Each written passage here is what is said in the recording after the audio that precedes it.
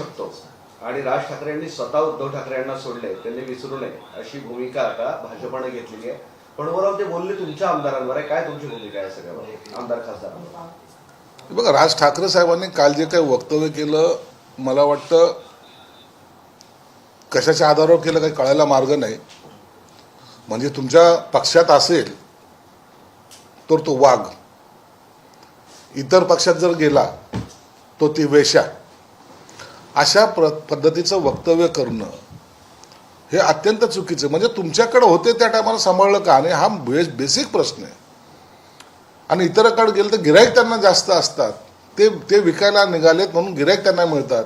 अशा पद्धतीचं लोकप्रतिनिधीसाठी कधीही स्टेटमेंट करणं हे मला वाटतं गैर आहे. पक्षांतर्गत मतभेद नाहीत का? तुम्हाला बोलायचा अधिकार नाही का? तुमचं सर्व निपूटपणे सहनच केलं पाहिजे असं काही ठरलेलं आहे का? ॲग्रीमेंट आहेत का? मग तुम्ही जेव्हा पक्षाचा नेता, ज्याला आपण प्रमुख म्हणतो, तो जर लक्ष देत नसेल आणि त्या आमदाराची किंवा त्या पदाधिकाऱ्याची जर गोची होत असेल तर त्यांनी काय केलं पाहिजे असं तुमची भावना आहे. परंतु अशा पद्धतीने बोलून नाही, काही जरी झालं तर तुम्ही आमच्या पायाच्या खाली दाबून राहिलं पाहिजे, हे म्हणणं गैर आहे. ही लोकशाही आहे. या लोकशाहीमध्ये प्रत्येकाला आपला निर्णय घेण्याचा अधिकार आहे आणि त्या पद्धतीने ते घेत आहेत. मग तुम्ही त्याला गद्दार शब्द वापरता, तुम्ही त्याला खोके घेतले म्हणता, परंतु तुम्ही त्याच्यामध्ये त्या कार्यकर्त्याला आपल्याकडे ठेवण्यासाठी अपयशी ठरले याचा शिक्का तुमच्यावर बसतोय हे तुम्ही विसरतात. म्हणून राम कदमांनी सुद्धा जे काही हक्कभंगाचे जे बोललं आहे ते मला वाटतं त्या दृष्टिकोनातून योग्य पण आहे. परंतु आता नेमकं भाजपची भूमिका काय हे काही दिवसात आपल्याला कळेल. ऑपरेशन टायगर नंतर ऑपरेशन तुतारीची चर्चा सुरू आहे. त्यावर खासदार अमोल कोल्हे म्हणतात की महायुतीकडून ऑफर आली तर विचार करू, आणि दुसरीकडे रोहित पवार म्हणतात की कोणीही जाणार नाही, चिंता करू नका. परस्पर विरोधी हे बघा, अमोल कोल्हे कोणत्या पक्षाचा आहे? शरद पवार पक्षाचा नेता आहे, प्रवक्ता आहे. मग जर तो प्रवक्ता असेल, तो नेता असेल, तो खासदार असेल तर निश्चित त्याला कोणीतरी सांगितलं असेल ना. मी आता जी काही भूमिका मांडतोय ही माझ्या पक्षाची भूमिका झाली ना, मी प्रवक्ता म्हणून. तशाच त्याच अर्थाने कोल्हेने जे काही स्टेटमेंट केले एकीकडे आम्हाला ऑफर आला तर मी विचार करू, याचा अर्थ त्याला पक्षाच्या नेतृत्वाने सांगितलं असावं. आणि रोहित पवार जे म्हणतायत हे पवाराची भूमिका असते. आता पवारची भूमिका तुम्ही पहिल्यापासून राजकारणामध्ये पाहता आलेलं आहे. त्यांना जर दिल्लीला जायचं तर ते म्हणतात नाही मी परभणीला चाललो. ही उलटी भूमिका घेणं हे राष्ट्रवादीचं पहिल्यापासूनचं असलेलं धोरण आहे.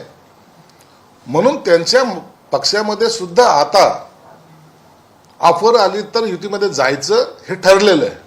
रोहित पवार हा आपल्या काकाची भूमिका वठवतोय, नाही म्हणायचं आणि ऐन वेळेला जायचं हे त्यांचं ठरलेलं आहे. म्हणून रोहित पवारच्या स्टेटमेंटपेक्षा आता अमोल कोल्हेच्या स्टेटमेंटला एक बेस आहे आणि मला वाटतं त्या पद्धतीची सुरुवात शरद पवारांच्या पक्षामध्ये झालेली आहे. अमोल कोल्हेंनी देवेंद्र फडणवीस यांचं कौतुक केले. देवेंद्र फडणवीस यांचं नाव इन्फ्रामॅन म्हणून आदराने घेतलं जाते असं अमोल कोल्हे. बदलाचे वारे जेव्हा येतात ना त्या टायमाला असे स्तुतीसुमनं उधळणं हे गरजेचं असतं, क्रमप्राप्त असतं. काही काळापूर्वी संजय राऊत सुद्धा देवेंद्र फडणवीस साहेबाबद्दल चांगले बोलले, उद्धव ठाकरे सुद्धा चांगले बोलले. हे परिवर्तनाची नांदी ज्याला म्हणतात ना ती आता सुरू झालेली.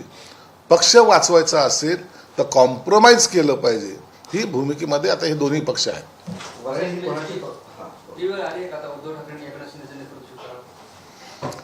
आम्ही असं कधी त्यांना बोललो नाही की आमचं नेतृत्व स्वीकारावं का ना स्वीकारावं. आम्ही आमच्या पक्षाची भूमिका मांडत आलेलो आहोत, पक्ष पुढे नेत आहोत. म्हणून त्यांनी काय करावं हा त्यांचा निर्णय. वरळी ही कोणाची प्रॉपर्टी नाही आणि आदित्य ठाकरे मोठे नेते आहेत. 136 विधानसभेमधून कुठेही निवडणूक लढू शकतात. सचिन आहे बरोबर आहे ना. आदित्य ठाकरे हा मोठा नेता आहे. त्यांनी स्वतः स्टेटमेंट केलं की ते वाराणसीमधून सुद्धा लढणार आहेत. म्हणून अशा मोठ्या नेत्याबद्दल कॉमेंट्स करणं आता चुकीचं आहे ना. इतका पॉप्युलर नेता आहे की महाराष्ट्राच्या कोणत्याही कानाकोपऱ्यात ते लढू शकतात. आणि मला वाटतं म्हणून सचिन आयरने हे सूचक वक्तव्य केलेलं आहे की तुम्ही कसे निवडून आलात, कुणामुळं आलात आणि त्यासाठी तुम्हाला कसा लुंगी डान्स करावा लागला, हे सर्व ह्या वरळीच्या जनतेने पाहिलेलं आहे. आणि त्या लुंगी डान्सवर सुद्धा अनेक वेळेला कॉमेंट्स त्याच वरळीमध्ये त्यांच्याच पक्षाच्या नेत्यांनी केलेलं आहे. म्हणून निवडणूक जिंकताना किती त्रास होतो याची प्रचिती त्यांना आहे. पुढच्या वेळेला मतदारसंघच काय, पण आता ते निवडणूक लढवतील की नाही या भूमिकेवर त्यांना यावं लागेल.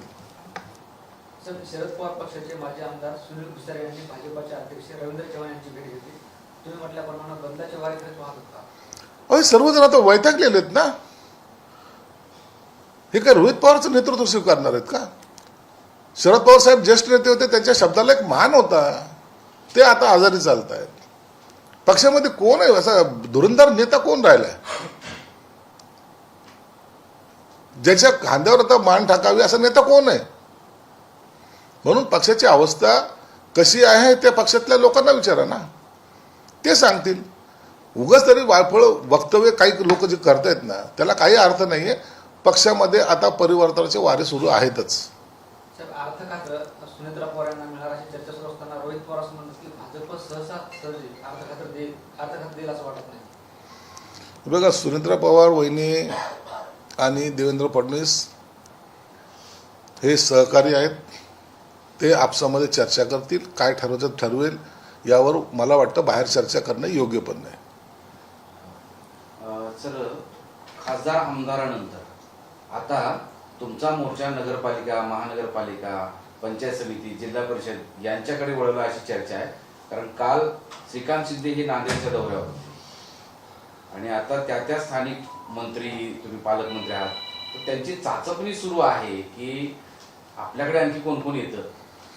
हे बघा, एकनाथ शिंदे साहेबांनी शिवसेनेचे नेते असतील, पदाधिकारी असतील, मंत्री असतील, आमदार असतील, या सर्व लोकांना पक्ष वाढवण्यासाठी गावोगावी जाणे, कार्यक्रम घेणे आणि पक्षाला मजबूती आणणे यासाठी आदेश दिलेले आहेत.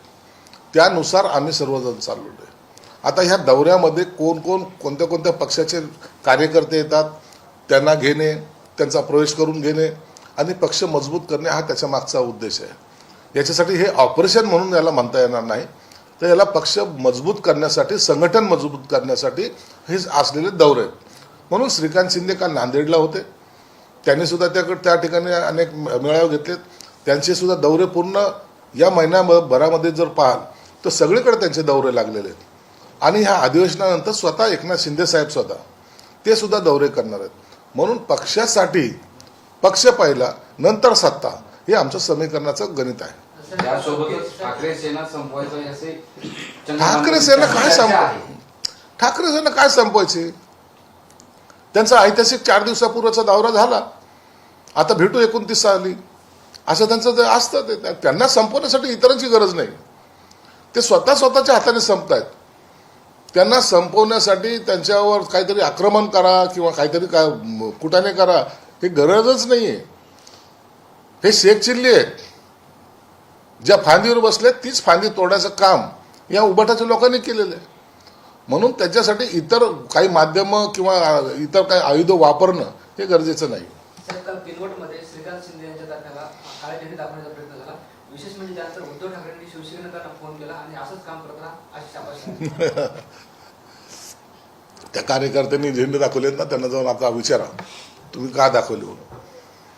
पक्षाचा आदेश म्हणून 4 लोक आले, झेंडे दाखवले, संपला विषय. आणि त्याच्यावर शाबासकी, जसे काय रणांगणात लढायला गेले. काय एखादी दुर्घटना तिथं घडली का? काही घडली नाही, सगळं शांततेने झालेलं आहे. आता पक्षाच्या नेतृत्वाला काहीतरी दाखवायचं म्हणून केलेला कार्यक्रम आहे. आणि त्याचा भूषण या उभाटा नेत्यांना जर होत असेल तर देव जाणं.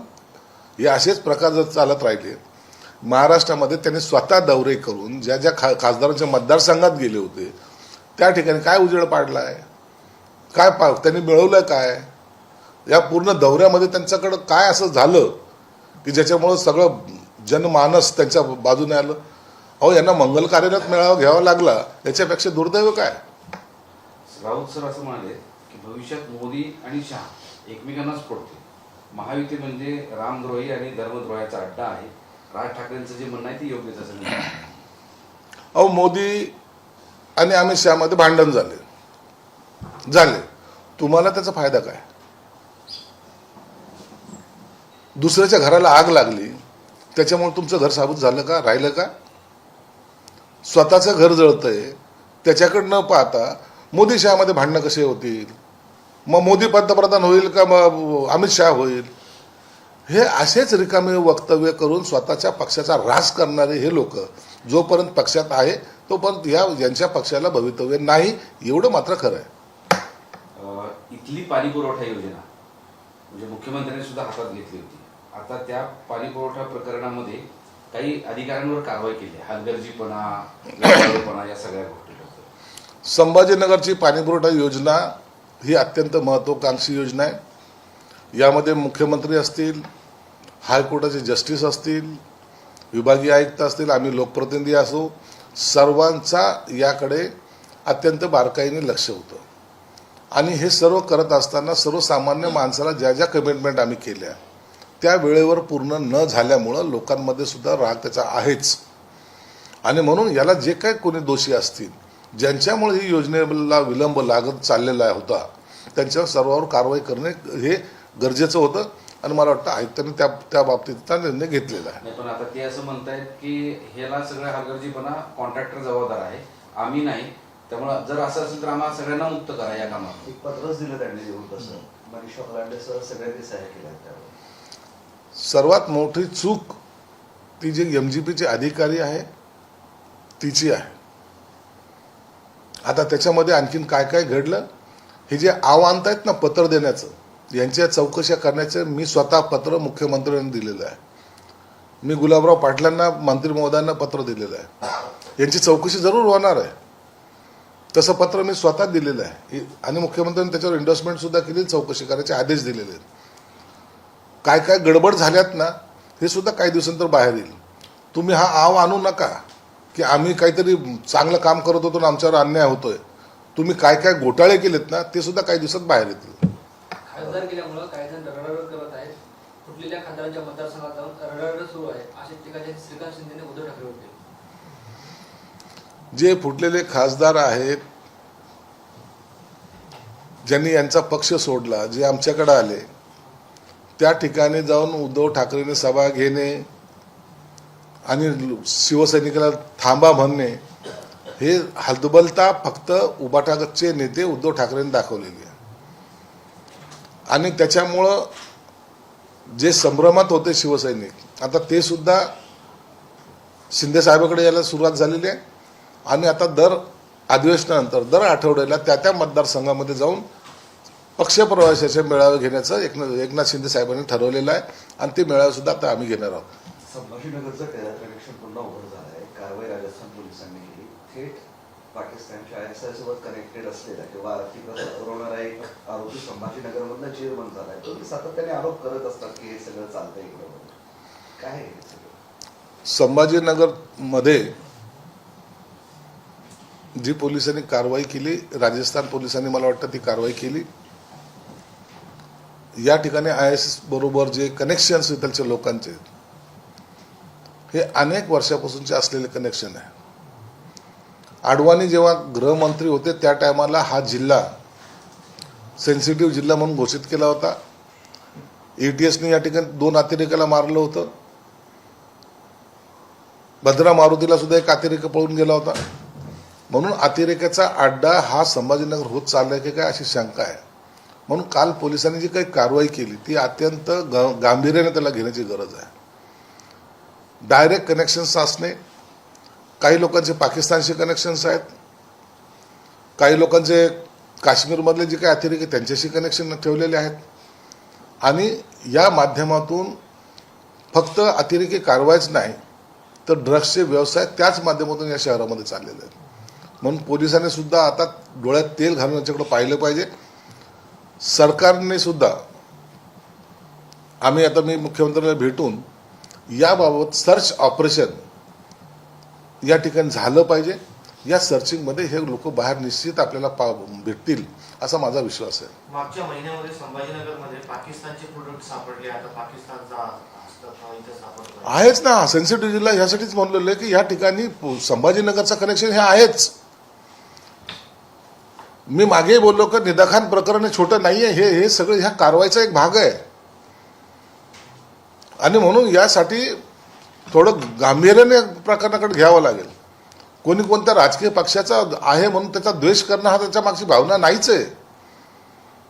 परंतु या कारवाईला जर आता आणखी जर वाढल्या या कारवाया, तर तुम्ही पाहत असाल गेल्या महिन्यात 2 महिन्यामध्ये या संभाजीनगरमध्ये अनेक खून होत चाललेले आहेत.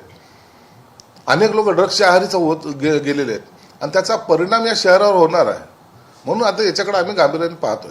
एक शहराशी निगडीत प्रश्न आहे. एफडीएची इथे सुद्धा धडाकेबाज कारवाई सुरू आहे. काही हॉटेलची तपासणी केली असता बॅन केलेले सिंथेटिक कलर्स किंवा मसाले असं सगळं रेस्टॉरंटमध्ये आढळून आलं. आता कारवाई सुरू झाली, पण किती दिवसापासून जीवाशी खेळ सुरू असेल? खरं एका अर्थानं त्या तुकाराम मुंडेचं त्याचं अभिनंदन केलं पाहिजे. एक अधिकारी येऊन एवढ्या सर्व गोष्टी उजेडात आणतो, ही मोठी गोष्ट आहे. हे पहिले होत नव्हतं का? होत होतं. परंतु जे अधिकारी होते ना, यांचं दुर्लक्ष, यांची हप्ते वसुली, यांचा भ्रष्टाचार, यामुळे या सगळ्या प्रकरणाला पुष्टी मिळत होती आणि लोक बिनधास्त करत होते. आता आपण पाहतो शेकडो टन मिठाई ही नष्ट केली जाते, दूध नष्ट केले जातात, काही अनेक ठिकाणी धाडी टाकल्या जातात. औषधाच्या बाबतीत तसंच आहे. आता व्यापाराच्या मनामध्ये हे 2 नंबरचे जे व्यापारी त्यांच्या मनामध्ये आता धास्ती बसलेली आणि म्हणून ह्या कारवाईचं सगळ्यांनी समर्थन केलं पाहिजे.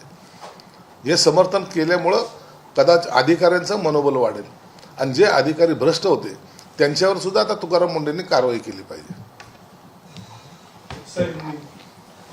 अब हिंदी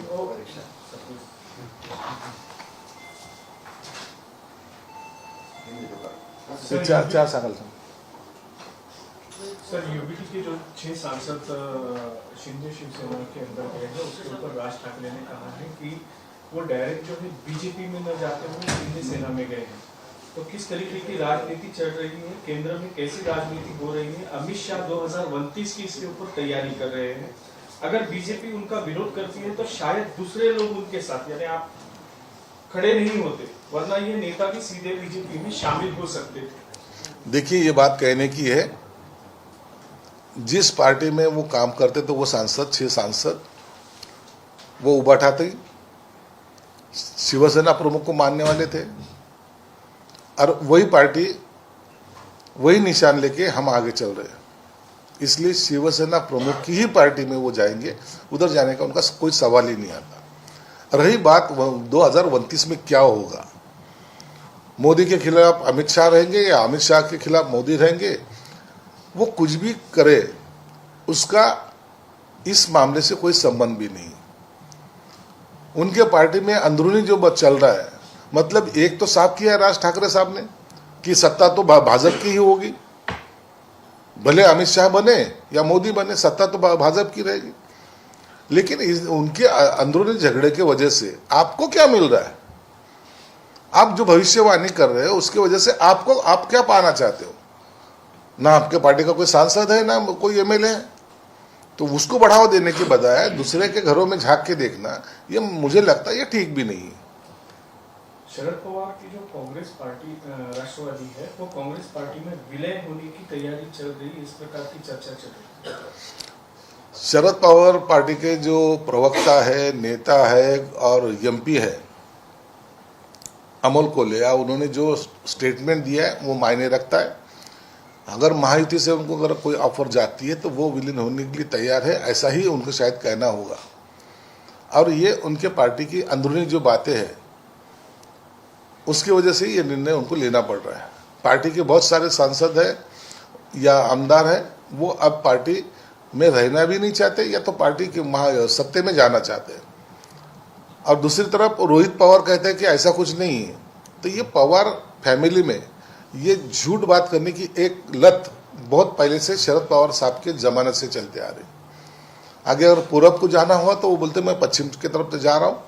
यही इसी तरीके से रोहित पवार बोलो या और कोई भी, ये सब कुछ दिनों में दूसरे पार्टी में मर्ज जरूर होगी. सर, छत्रपति संभाजीनगर में राजस्थान की सीआईडी ब्रांच ने जो है छापा मार के जो एक व्यक्ति को गिरफ्तार किया है और आईएसआई से उसके संबंध होने का और पैसे वहां पे फंडिंग करने का आरोप उस पर है. देखो, सेंट्रल एजेंसी की तरफ से जब राजस्थान पुलिस आती है और कोई बड़ी कार्रवाई करती है इसका मतलब है उनके पास पूरी इंफॉर्मेशन थी, वो इंफॉर्मेशन के तहत ही उन्होंने कार्रवाई की और वो उनका आईएसएस से जो संबंध है वो उनकी सभी खबर बात वो पुलिस को जरूर होगी। संभाजीनगर शहर जो है तो वो अतिरेकों का एक अड्डा यहाँ बनते नजर आ रहा है। ये शहर को अडवाणी के ज़माने से, अडवाणी जब गृह मंत्री थे जब से इनको ये शहर को सेंसिटिव शहर बोल के घोषित किया है। इसलिए अब सभी पुलिस दलों की नज़र इस संभाजीनगर शहर पे है और मुझे लगता है ये बड़ी कार्रवाई है। इसके पीछे कौन कौन है ये जल्दी पता चलेगा। तो शहर का क्राइम रेशियो भी काफी बढ़ रहा है, मर्डर्स आम हो चुके हैं। इसके लिए जो जवाबदार है उसके बारे में सीएम से भी मेरी बातचीत हो चुकी है। ये जो क्राइम रेट बढ़ रहा है और जो इसमें कमी जिनकी वजह से ये हो रहा है उनकी कंप्लेंट की गई है, उसकी भी चौकसी चालू है। पश्चिम बंगाल के नेता महुआ मोइत्रा के ऑफिस पे बीजेपी के कार्यकर्ताओं की ओर से अंडे फेंके गए, उसका वीडियो उन्होंने लोकसभा स्पीकर को भेजा। देखिए, राजनीति में बात करना, एक में के सवाल जवाब करना ये ठीक है, लेकिन ऐसे हमला वगैरह करना ये बात उचित नहीं है और शायद लोकसभा स्पीकर इसके बारे में निश्चित कार्रवाई करेंगे। छत्रपति संभाजीनगर में हाल ही में जो है कल एफडीए की ओर से कड़क कार्रवाई की गई, जिसके अंदर जो है खाने में मिलावट और इंसानों की, नागरिकों की खाने में जिस तरीके से मिलावट हो रही है वैसा प्रोड्यूस किया गया है, उन्हें पकड़ा गया है। देखिए, एफडीए की जो कार्रवाई हो रही है तुकाराम मुंडे आने के बाद पूरे देश भर में नहीं कहते लेकिन महाराष्ट्र में सब तरफ अभी सब डिपार्टमेंट एक्टिव हो चुका है। लेकिन एक बात जरूर है, यही वो अधिकारी थे जो घूस लेते थे, लोगों से पैसे ऐंठते थे और बिंदास काम करने के लिए लगाते थे। ये बहुत पहले से मिलावट का धंधा, गोरख धंधा जो है वो चलते आ रहा है। अभी एक अधिकारी ने उनके ऊपर लगाम लगाने की वजह से ये सब रेड गिर रही है और एक अच्छा काम तुकाराम मुंडे कर रहे हैं।